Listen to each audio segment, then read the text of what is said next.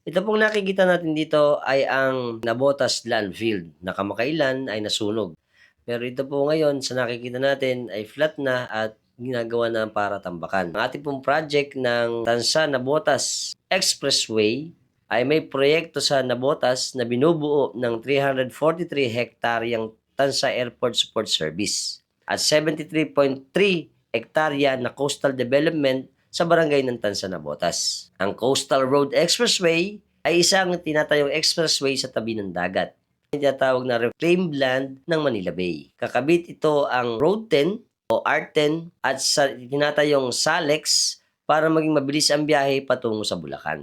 O mas popular sa tawag na South Access Link Expressway para maging mabilis ang biyahe patungong Bulacan. Koneksyon sa NMIA o New Manila International Airport. Dudugtungin ng coastal road na ito ang Navotas at ang 2,500 hectares na New Manila International Airport or Bulacan Airport na may distansyang 4 na kilometro lamang. Dahil dito, magiging mabilis ang biyahe mula Maynila papuntang Bagong Paliparan. Ang estado ng proyekto ngayon ay ongoing pa rin. Sa nakikita natin, meron ng mga nakalagay na ginagawang mga kalsada na patungo na sa landfill at ito din ay kokonekta sa bagong New Manila International Airport o sa New Bulacan International Airport. Target completion po ng ating Tansa Navotas Coastal Road Project ay sa late ng 2028 para sa Phase 1. Ibig sabihin po nito, pagdudugtong-dugtongin ito ang 2,500 hectares ng New Manila International Airport, ang Navotas Hub